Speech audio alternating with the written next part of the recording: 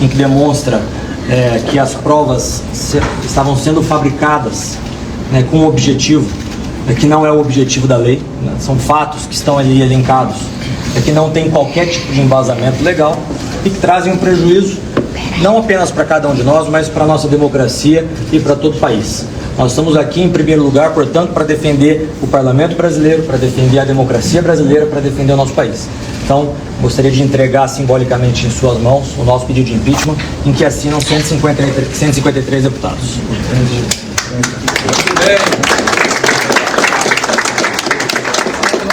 Apenas para complementar, presidente, falando aqui pela liderança da minoria, nós queremos dizer que esse pedido dirigido ao Senado, a Vossa Excelência, como presidente do Congresso Nacional do Senado, vem para fortalecer o parlamento. Vamos lembrar aqui o artigo 49, inciso 11 da... Recebeu ali, né, o protocolo do pedido de impeachment por parte, né, dos deputados, senadores. E após ele receber ali o documento em mãos, ele falou sobre o impeachment de Alexandre de Moraes. E eu vou ser muito sincera e honesta aqui com todos vocês.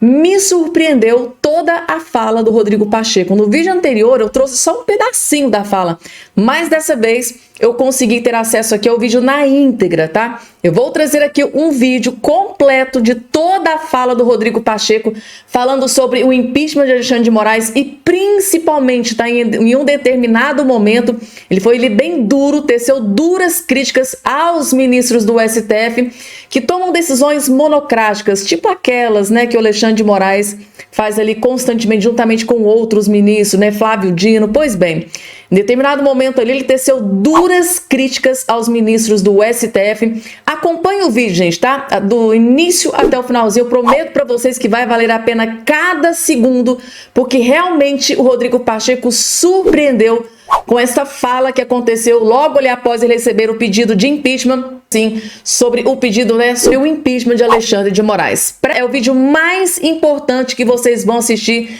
nesse dia de hoje. Rodrigo Pacheco falando sobre o impeachment do ministro do STF, Alexandre de Moraes. Assistam e logo em seguida mais informações urgentíssimas, inclusive uma vitória, tá? O Jair Messias Bolsonaro acaba de ter uma vitória contra Luiz Inácio Lula da Silva. E o Lula vai ter que pagar, gente, tá?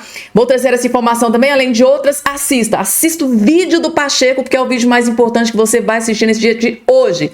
É sobre o impeachment de Alexandre de Moraes. É atribuição, né, do Congresso zelar pelas suas atribuições constitucionais. Isso é uma obrigação do parlamento. Então, nós não estamos aqui querendo enfraquecer nenhum poder. Nós estamos trabalhando exatamente para que a gente possa ter o reequilíbrio entre os poderes, que hoje se encontra completamente vilipendiado.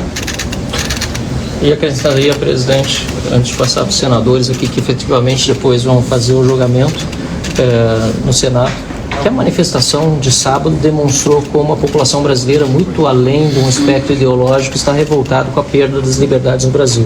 A censura do X nos colocou ao lado de China, de Rússia, de Irã, culminando apenas num processo de censura que vem sendo implementado no Brasil desde no mínimo 2019. Então fica aqui o nosso protocolo simbólico, em seguida a gente faz o protocolo oficial também, presidente, e a exigência, na verdade, do povo brasileiro, né, de que esse processo tome o seu rumo no Senado da República. Senhor presidente, em nome dos senadores da oposição e como líder da oposição, eu queria fazer um pedido ao presidente do Senado Federal, uma vez protocolado o pedido de abertura de processo de impeachment no âmbito do Senado Federal, que desse encaminhamento a esse pleito, que é um pleito não apenas dos deputados, mas de representantes da sociedade, como diz a lei, qualquer cidadão brasileiro, no gozo, né, dos seus direitos políticos, pode oferecer denúncia contra altas autoridades da República. E o pedido está sendo protocolado. O pedido que a oposição faz é que, como presidente do Senado Federal, possa dar andamento. A gente sabe que as fases do processo, nós já tivemos experiências no passado, das fases do processo, do recebimento pela mesa, mas que a autoridade do plenário do Senado Federal seja, nesse caso, em face da gravidade das denúncias apresentadas, que o plenário do Senado Federal possa ter a oportunidade de debruçar sobre esse tema, né? Embora nós temos o regimento que trata disso, nós temos a Lei 1079 de 50 que trata disso, e nós temos uma DPF que acabou dando os contornos de como deve ser a tramitação de um processo de impeachment, seja com relação ao presidente da República, seja com relação a ministros ou ministros do próprio Supremo Tribunal Federal. Então, apelo da oposição a Vossa Excelência é que dê andamento a esse processo, que dê o encaminhamento regimental, legal, formal, para que o plenário tenha a possibilidade de se manifestar sobre esse pedido. Mas, desde logo, agradecer ao presidente do Senado por receber. Esse pedido poderia ser apenas protocolado na Secretaria-Geral do Senado, mas Vossa Excelência fez questão de aqui receber, a gente agradece. Pede agora apenas celeridade no andamento dessa petição. Muito bem. Bom, muito boa tarde a todos. Eu quero dizer em nome da presidência do Senado. Pessoal, a partir de agora, tá? Esse aqui é o momento mais importante do vídeo. Esse aqui é o momento em que o presidente do Senado, Rodrigo Pacheco, fala sobre o impeachment do ministro do STF, Alexandre de Moraes, tá? Esse vídeo aqui tá na íntegra, eu vou trazendo ele completinho, a fala do Rodrigo Pacheco completinho aqui, a partir de agora para todos vocês. Acompanhem. E é uma satisfação recebê-los, não só os senadores e senadoras, que já usualmente estão conosco aqui na presidência do Senado, definindo a pauta do dia a dia da nossa casa, mas em especial os deputados federais e deputadas federais que integram o nosso Congresso Nacional e são merecedores e merecedoras do meu mais absoluto respeito. Quando me foi solicitado pelo senador Magno Malta e pelo senador Marcos Rogério que pudesse receber, e o senador Eduardo Girão, que pudessem receber, evidentemente a mim não havia outra alternativa senão recebê-los, ouvi-los, porque nesses 3 anos e 8 meses que eu estou à frente da presidência do Senado, nós podemos ter muitas divergências, diferenças de ideias, mas nunca me faltou lianeza, educação, respeito aos colegas parlamentares, seja na condução da presidência do Senado, seja na condução da presidência do Congresso Nacional, porque é de fato minha obrigação ouvir e encontrar bons caminhos e soluções para as muitas crises que ao longo dos anos a gente vem vivenciando no Brasil. Quero dizer que a posição da presidência do Senado, os nossos colegas senadores e senadoras haverão de concordar, é sempre uma situação muito delicada, muito difícil, cuja tomada de decisões não necessariamente advém de uma vontade pessoal ou de uma percepção pessoal de quem ocupa essa cadeira. É uma avaliação muito mais ampla, que pressupõe institucionalidade, que pressupõe busca de estabilidade, e eu sempre fui pautado pelo diálogo com a relação com os demais poderes e internamente com a relação com os meus pares. Fui eu que criei na presidência do Senado a liderança da oposição, bem liderada pelo senador Rogério Marinho, agora interinamente pelo senador Marcos Rogério, justamente por essa compreensão de que a oposição cumpre um papel absolutamente fundamental para a democracia e para o progresso do Brasil.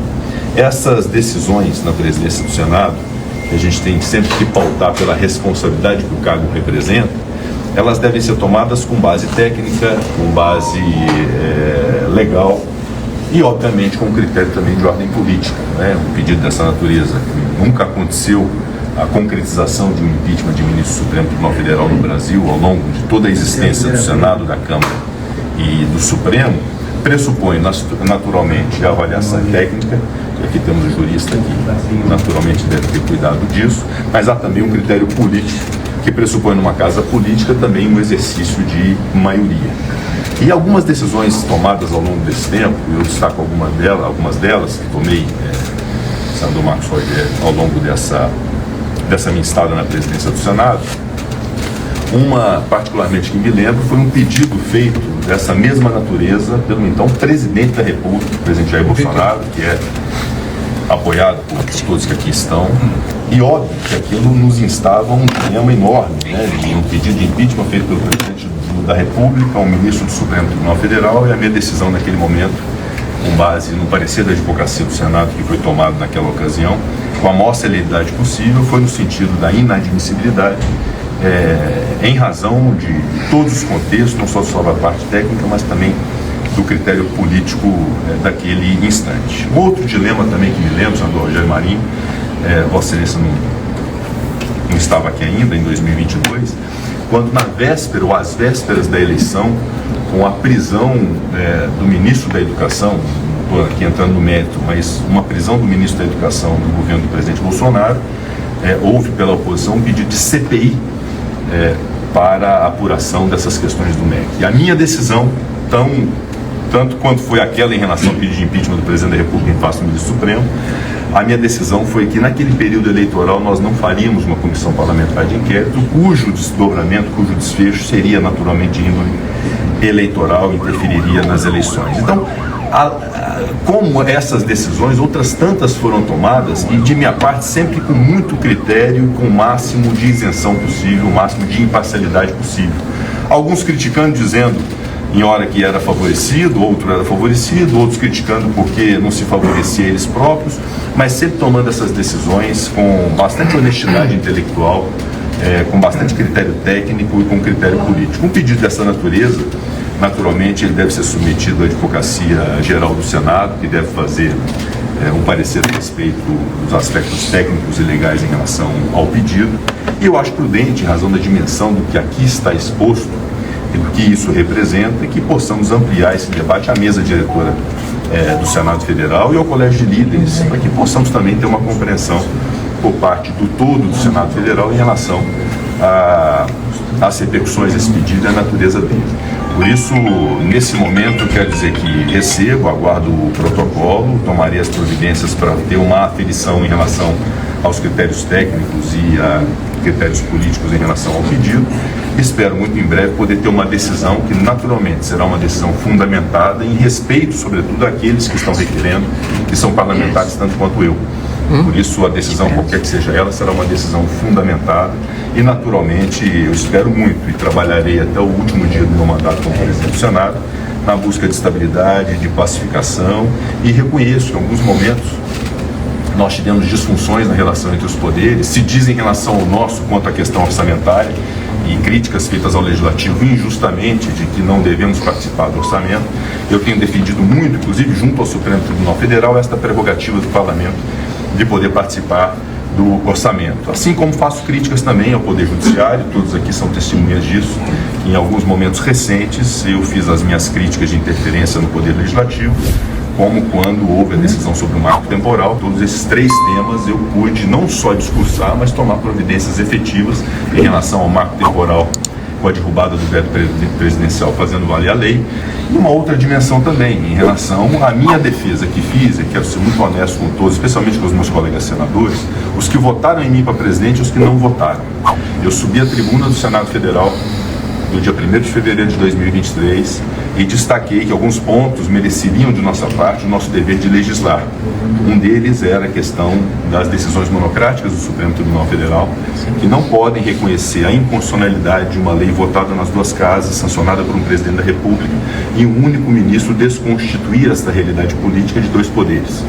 Então eu defendi essa PEC das decisões monocráticas, ela foi aprovada aqui com uma apertada maioria no final do ano passado, e hoje está na Câmara dos Deputados, atualmente na Câmara dos Deputados, para ver essa análise. E, igualmente, a questão dos mandatos, que também defendi publicamente da tribuna, onde pedi o voto naquele instante para presidente do Senado Federal, sempre numa compreensão muito clara e muito honesta com todos, de que considerado aqui o impeachment de ministro do Supremo Tribunal Federal não era um caminho de solução, e sim o nosso dever de legislar. Então, isso, naquele instante, eu sempre abordei de maneira muito clara aos meus pares, inclusive antes de ser eleito e antes de ser votado na minha reeleição a presidente do Senado. Eu gostaria também de invocar essa realidade apenas para dizer que há pontos de minha parte de muita crítica na relação com os poderes e no próprio comportamento dos poderes, e busquei, através da PEC das decisões monocráticas, na defesa dos mandatos de ministro supremo, na própria defesa sobre a limitação do alcance ao Supremo Tribunal Federal,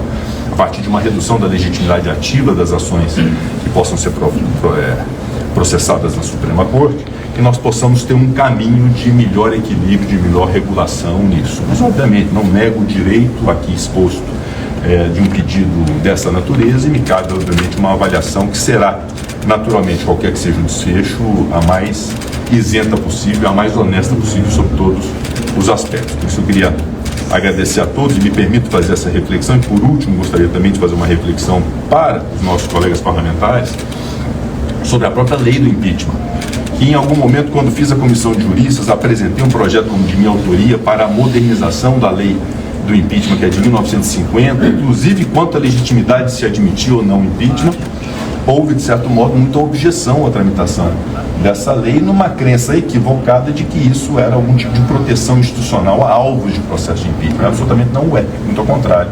Moderniza os tipos de crimes de responsabilidade, moderniza o procedimento e o processamento. Nós já tivemos processo de impeachment da ex-presidente da República com uma série de lacunas, porque a lei não prevê determinadas situações nesse processo de impeachment. Então há também, eu quero pedir a atenção dos senhores, além da questão das decisões democráticas, de mandatos, de legitimidade ativa das ações do Supremo, também essa modernização da lei do impeachment que reputo relevante para um futuro próximo de termos um melhor equilíbrio. Mas, finalizando, a análise será feita com toda a prudência, com todo o zelo, sobretudo com todo o respeito e com muita honestidade de minha parte, especialmente em deferência àqueles que a legitimam, que são meus colegas parlamentares. Presidente, com todo respeito, o senhor avalia que o ministro Alexandre de Moraes desequilibrou essa balança, que ele extrapolou as suas habilidades, isso como nosso presidente, o senhor presidente do Congresso Nacional. E a gente sente esse clamor da rua desse desequilíbrio institucional. Nosso país nunca esteve tão desmoralizado como está agora. Nessa político e como cidadão. Não acredito Pessoal, esse debate, aí, assim, com todo respeito, aqui é inapropriado esse tipo de sabatina ao presidente do Senado. Aqui é um ato de protocolo. Exatamente. Ele fez questão de fazer aqui algumas exposições, mas aí como líder da oposição no Senado Federal, bem desequilibrado aqui. eu diria que não é... Não, mas aí na sessão do Congresso Nacional, quem quiser fazer questionamento...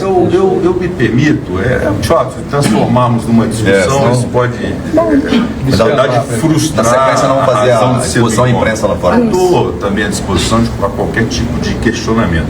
Eu sempre tive muita prudência ao avaliar impeachment em relação a atos jurisdicionais. Considero que decisões judiciais, por mais equivocadas que sejam, são passíveis de recurso. E é inusitado pensar por decisão jurisdicional na cassação de um ministro, quando outros ministros ratificam a mesma decisão. Isso significaria dizer que os outros ministros, por esta mesma razão, poderiam ou deveriam ter o mesmo pedido de cassação, por exemplo. Então, o impeachment pautado por decisões jurisdicionais é algo muito sensível. No fundo, eu quero invocar também, sem me antecipar, evidentemente, que eu vou analisar o pedido, mas uma fala recente do ministro Marco Aurélio Mello, já aposentado do Supremo Tribunal Federal, dizendo que o papel precípuo do equilíbrio do Poder Judiciário é do próprio colegiado, que tem a sua força de desconstituir decisões que sejam eventualmente ilegais ou inconstitucionais. Então, esse papel do colegiado do Supremo Tribunal Federal é algo que nós não podemos deixar de lado ou suprimir do raciocínio, sob pena de cairmos mesmo nessa inusitada situação de uma decisão judicial confirmada pelos demais ser uma razão de ser de um impeachment de um magistrado, quando outros a tenham confirmado também. Então, é só essa prudência que nós temos que ter, é uma questão mesmo lógica, jurídica, técnica. Eu vou ter todo o zelo para poder... Agradecer ao presidente a resposta, é porque ele já coloca aqui que é um grande... Esse último. Pessoal, essa parte final do Rodrigo Pacheco eu achei muito, muito importante, né? Ele está ali tranquilizando, né, os deputados, os senadores, que ele vai analisar com toda a prudência. É o mínimo que a gente espera, né? Que ele analise assim com toda a prudência, porque denúncias feitas pela Folha de São Paulo, pelo jornalista Glenn Greenwald, se ele for analisar as denúncias feitas por Elon Musk, né? Se ele for analisar tudo isso realmente a fundo, né? Ele que é um constituinte, né, assim, ele é assim, gente, é um CDF da Constituição. Rodrigo Pacheco, ele tem essa prerrogativa como constituinte, né, um advogado constituinte, assim, ele tem ali na cabeça, ele parece uma enciclopédia, né, da Constituição Federal. Então ele sabe exatamente se houve crime ou não, ele sabe exatamente o que é importante para dar andamento a esse processo de impeachment do ministro do STF, Alexandre de Moraes. Então, que ele realmente cumpra com o que ele está dizendo, que ele é o mínimo que a gente espera, que ele realmente analise com toda a prudência e que Deus ilumine, né, a cabeça, o coração do Rodrigo Pacheco para que ele faça aquilo que é o correto, que ele faça o que determina o povo. O poder não emana do povo? Está ali quase 1,5 milhão de assinaturas. Os representantes do povo estão ali na sua frente pedindo para que ele, está suplicando, pedindo, implorando para que ele dê andamento ali ao pedido de impeachment do ministro do STF, Alexandre de Moraes. Então tá ali mais de cerca de 1,5 milhão de assinaturas.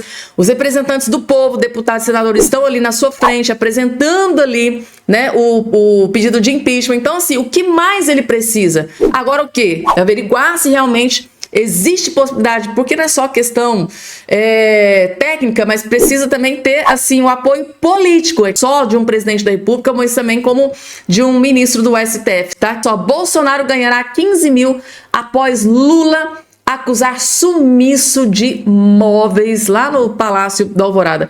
Tapete de 80 milhões, era sofá de 160 mil, eram cortinas de não sei quantos mil, tudo assim, caríssimo, né, gente? Mas assim, e os móveis todos lá guardados no mesmo lugar que a Michelle Bolsonaro gravou aquele vídeo e disse, olha, você quer encontrar os móveis? Tá lá no lugar X, tal, vai lá que vocês vão encontrar.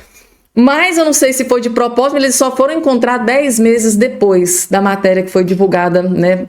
Ao que tudo indica, parece que foi encontrado 10 meses depois da matéria que foi divulgada pelo Fantástico, né? Onde a Janja disse que alguns móveis tinham desaparecidos, né? Um pouco que esse dinheiro nessa multinha aqui do Lula poderiam ter melhorado aqui o valor dessa multa, tá? Olhem só a notícia divulgada pelo portal de Notícias Metrópolis. O juiz Diego Câmara, da 17ª Vara Federal da Justiça do Distrito Federal, condenou a União a pagar 15 mil em indenização ao ex-presidente Jair Bolsonaro, a ex-primeira-dama Michelle Bolsonaro, no caso do sumiço dos móveis do Palácio da Alvorada, né? Para o magistrado, houve dano extrapatrimonial. No início de 2023, o presidente Lula do PT e a primeira-dama Rosângela da Silva, a Janja, acusaram o desaparecimento de objetos após a saída de Bolsonaro e Michelle do Alvorada. No entanto, todos os itens foram encontrados após um período de 10 meses e uns estavam exatamente no lugar onde a Michelle Bolsonaro, até logo naquela reportagem lá do Fantástico, né, que a Janja disse, olha, alguns móveis sumiram aqui do Alvorada. A Michelle Bolsonaro, ela gravou um vídeo e disse, olha, os móveis estão em tal lugar, X lugar, só ir lá que os móveis estão lá. Só que não, tá? Eles ainda... Gente, tudo isso pra quê? Pra comprar móveis novos, gente, eles poderiam ter usado aí uma artimanha, mas ficou muito vergonhoso, né, pro Lula e pra Janja, né? Se eles queriam móveis novos, poderia ter arrumado uma outra desculpa. Agora dizer que os móveis tinham sumido, fez um estrago na vida do Bolsonaro e da Michelle, por nada, tá? Então tá, mais precisamente a dona Janja, que foram injustos, né? Fizeram uma acusação falsa contra o Bolsonaro, contra a Michelle Bolsonaro. Eu, sinceramente, vi 1 ou 2 veículos de imprensa de esquerda falando sobre essa questão e, assim, numa notinha, ó, bem pequenininha ali de 2, 3 linhas no máximo. Então, assim, acho que faltou mais justiça nessa questão aí do Bolsonaro e da Michelle, porque isso fez um estrago na vida dos dois, né? Agora, gente, para finalizar, tá? O Lula acabou de tomar aqui uma decisão, acabou de ser publicada, tá? No lugar do abusador ali, o Silvio Almeida, ele acabou de anunciar aqui, ó, Lula escolhe deputada do PT para comandar Ministério dos Direitos Humanos, tá? Aqui, essa aqui que está aparecendo aqui na tela, que está substituindo aí o Silvio Almeida, né, que acabou sendo expulso do governo Lula, tá? O presidente Lula anunciou nesta segunda-feira 9 o nome da deputada estadual Macaé Evaristo, do PT de Minas Gerais, para o comando do Ministério dos Direitos Humanos e Cidadania, tá? Macaé vai assumir o lugar de Silvio Almeida, né? Lula demitiu na última sexta-feira 6, depois que o portal de notícias escândalo envolvendo o ministro. E o Lula anunciou o nome da parlamentar petista nas redes sociais. Hoje convidei a deputada estadual Macaé Evaristo para assumir o Ministério dos Direitos Humanos e Cidadania. Escreveu Lula, né? E ela aceitou. Ele fez o convite e ela já aceitou. Em resposta à publicação do presidente, Macaé afirmou que está honrada com o convite. Nosso país tem grandes desafios e esse é um chamado de muita responsabilidade, escreveu a deputada. Temos muito trabalho pela frente e sigo esperançosa. Ou seja, o Lula da Silva escolheu uma mulher para substituir o Silvio Almeida e escolheu uma mulher negra para substituir o Silvio Almeida. Coloque aqui embaixo a opinião de vocês com relação a essa escolha do Lula da Silva com relação a Macaé para substituir aí o Silvio Almeida, gente, tá? Se ele acertou na decisão ou não, ele deveria ter tomado uma decisão diferente, ter colocado, por exemplo, alguém de fora do PT, né? Para não ficar tão centralizado ali o poder. Tipo assim, Lula do PT, ministro dos Ministérios dos Direitos Humanos do PT, concentrando todo ali o poder dentro do PT. Isso é positivo ou é negativo para o Brasil? Podem colocar aqui embaixo a opinião de todos vocês. Só lembrar aqui, a gente está trazendo uma fala do ministro Luiz Roberto Barroso, presidente do Supremo, mas o ministro Nunes Marques é o relator de 2 ações, então, no STF, que contestam o bloqueio da plataforma X no Brasil. As 2 ações, uma proposta aí pelo Partido Novo, então, que afirma que a decisão do ministro Moraes viola princípios constitucionais e, portanto, deve ser derrubada. E numa outra, a OAB pede, então, que seja suspensa a aplicação de multa de R$50 mil para uso do VPN para quem acessar a Rede X aqui no Brasil.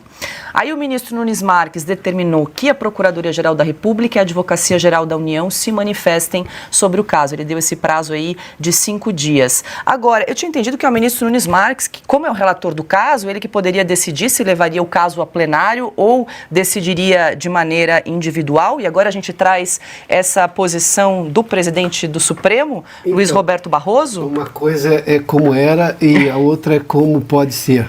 Porque no Supremo, o como era, que na verdade era a jurisprudência, o entendimento, o regimento, porque sempre foi assim. Um ministro, quando se declara incompetente no sentido de que isso é maior do que uma decisão monocrática ou porque ele vê a necessidade de o pleno se manifestar, ele mandava para o plenário. E o plenário, obviamente, decidia. É claro que, do ponto de vista regimental, é o presidente do Supremo que vai lá e marca o dia da votação. Se o Barroso estivesse só se manifestando a isso, tudo bem, mas ele vai dizer não a uma coisa que sempre aconteceu, ou seja, um ministro vai lá, tem a grandiosidade, vamos só pegar o detalhe, se por acaso a gente vir, o que eu acho que ele deveria primeiro é conceder uma liminar e voltar ao X, e impedir qualquer cobrança de multa de quem usar VPN. O Nunes Marques, por decisão liminar. Porque ele está, obviamente, aqui no entendimento da lei, garantindo um direito. Se por um acaso o pleno, aí sim, o pleno, os 11 ministros se manifestarem numa ideia antidemocrática, que seria o banimento da liberdade de expressão, porque é disso que nós estamos falando aqui, o X é uma plataforma, ou que se pode cobrar multa de uma outra empresa só porque o sócio tem lá uma participação nas 2 empresas, sendo que não tem nenhum precedente disso na legislação brasileira e tampouco em qualquer outra democracia civilizada do mundo, porque tem outras que se chamam democracia, mas são incivilizadas, né? Eu citei agora há pouco a Coreia do Norte, mas vamos lá. Ele vai negar isso a um ministro do Supremo. O Barroso é só presidente do Supremo. Ele não é nada além de outro ministro. Ele tem funções administrativas maiores por um prazo durante o mandato dele. Mas todos os juízes ali valem, cada um vale um voto, né? São 11. E a grandiosidade no caso do ministro Nunes Marques dizer, olha, isso aqui eu não vou decidir sozinho porque é um assunto que o pleno precisa dar a cara à tapa, para usar uma expressão um pouco mais clara aqui, é porque este é um assunto constitucional.